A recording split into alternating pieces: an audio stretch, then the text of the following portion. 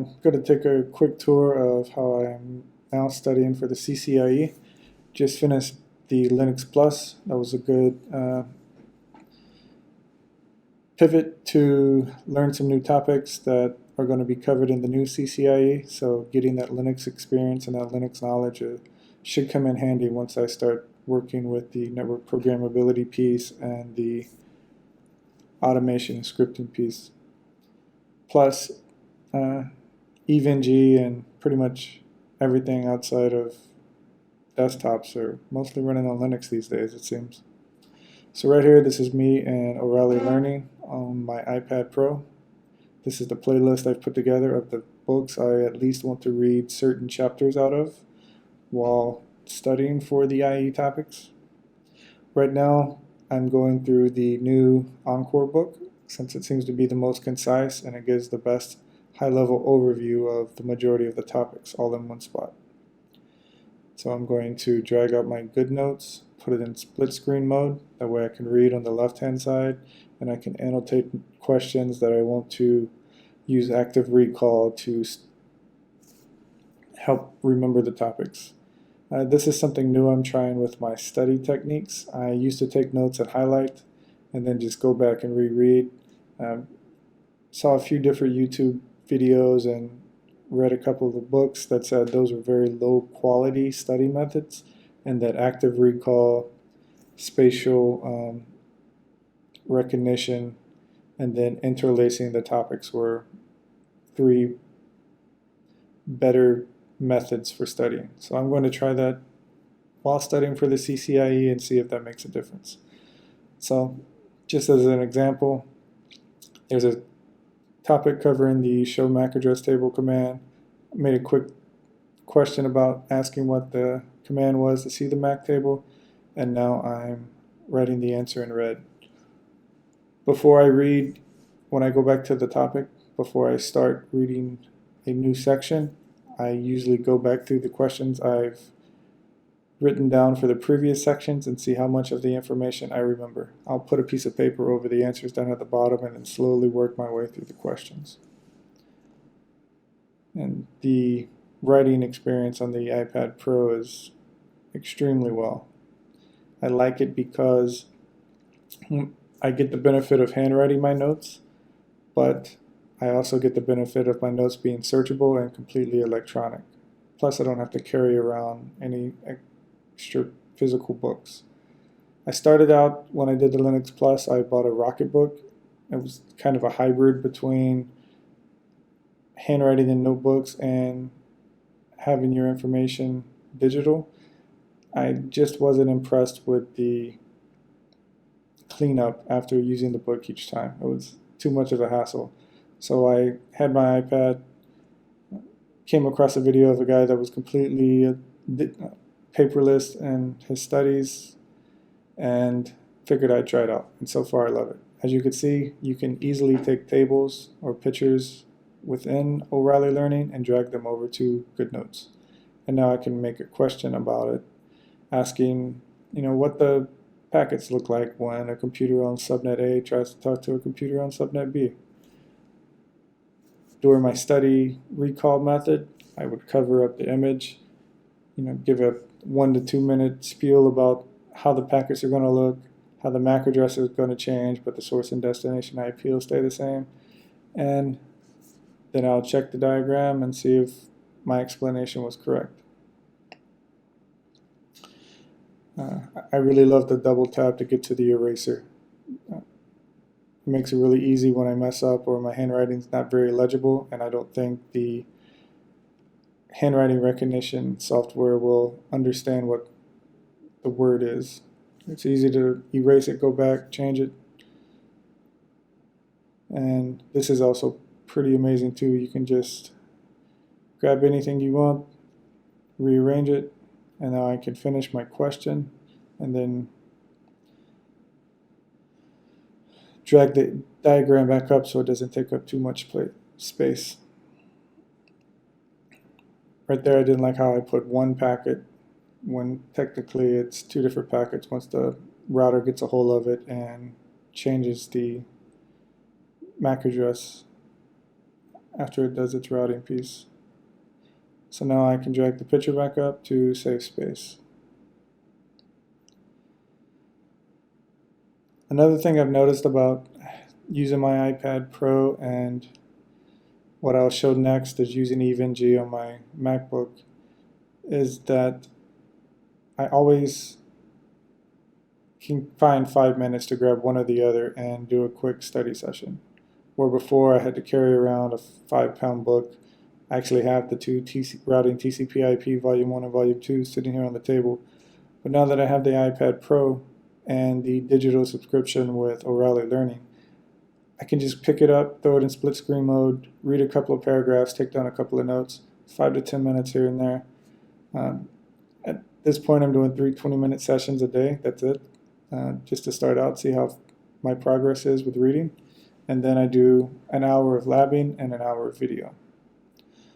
So now we're going to go into the lab portion. I'm using EVNG Pro. I'm going to boot up the VM on my MacBook in VMware Fusion.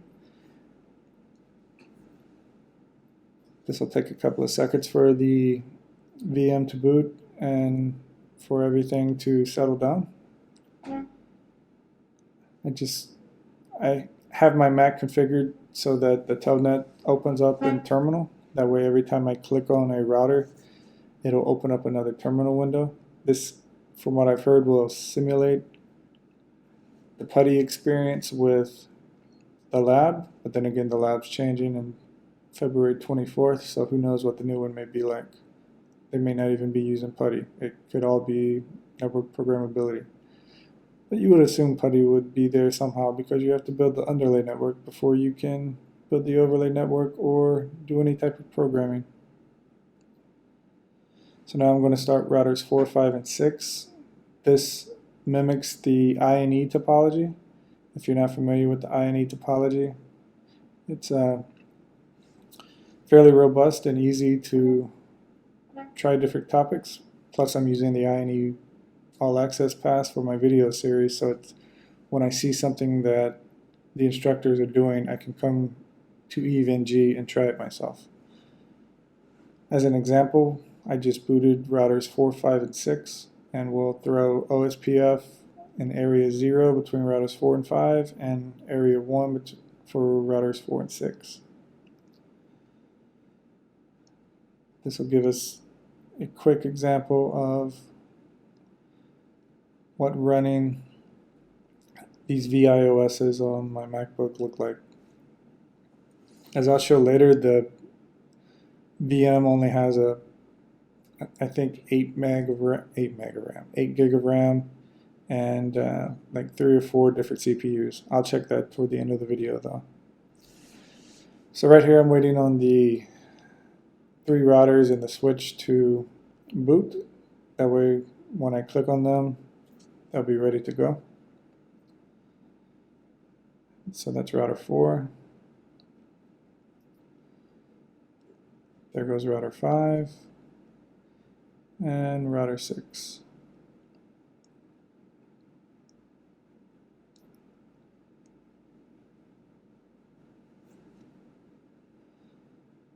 So at this point, I'm going to just throw a quick OSPF topology on there between the 3 routers. Throw 2 different areas, that way you could see some different LSA types and see what happens. I mainly did this to illustrate my study techniques for the video, but it was also a nice quick overview of OSPF.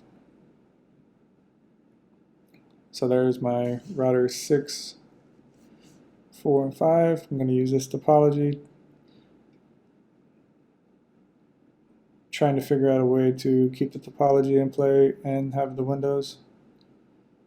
I'm still playing with different techniques. At one point I had tabbed windows, that way I could just click the different tabs, but I wanted to come back to what everyone says the IE lab is like, so I went to window form for each router. At this point I think I found something I like. Throw in the quick router OSPF. The direct links are on the 155.1. The third octet is normally the numbers for the two routers, so routers 4 and 5 connect together, so 45 would be the connectivity. The 150.1 is the loopback, so router 4 would be 150.1.4.4 and router 5 would be 150.1.5.5. And similar, router 6 would be 150.1.6.6. Just copy and paste that into router 5 since they're both in area 0 and they're working with the same primary subnets. Then we'll go over to router 6.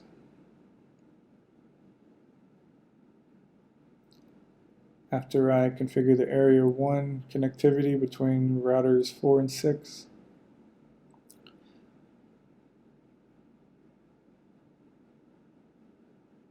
throw in the quick connectivity. So right here I'm going to do the loopback and then the 155.146.6.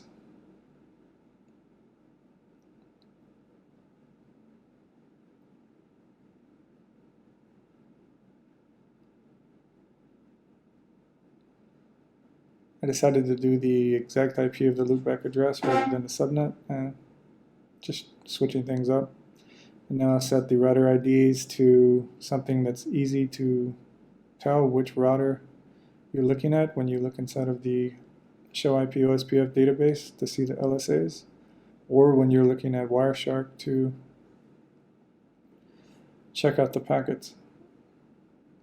I'll go back through each of these and change the router ID, and then we'll let them reconverge and test pinging from the loopback on router 6 to the loopback on router 5.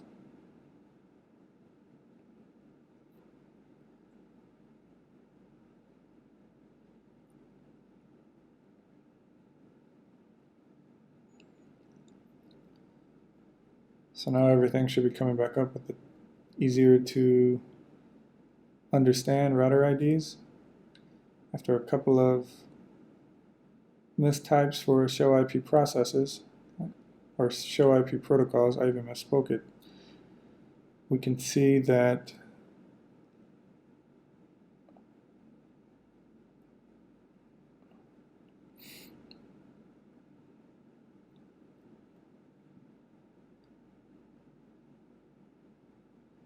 here we go, show IP protocols on router 6, and right now we're not converged yet, so we still got to wait on it to converge.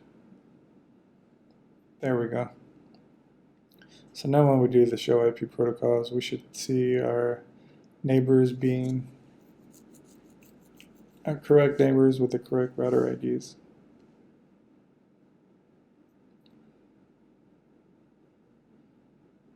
There's router 4, which is the neighbor for router 6.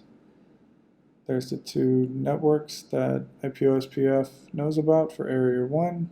Here's our LSA types. We got our type 1s with routers 4 and 6 in area 1. And then those are the loopbacks and the physical connection between routers 4 and 5. The router 6 got as type 3 LSAs.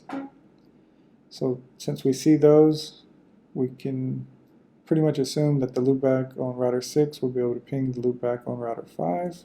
And let's test. There we go. We have network connectivity between the two loopbacks running OSPF with area 0 and area 1.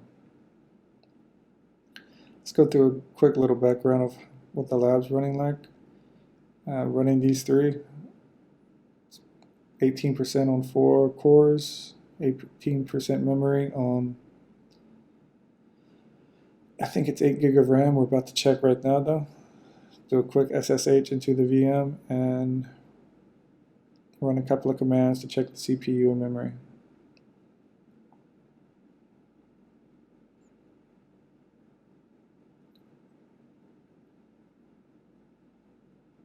So now that we're into the VM, the first command will list the CPU, see how many cores it has. So 4 CPUs, 1 core each.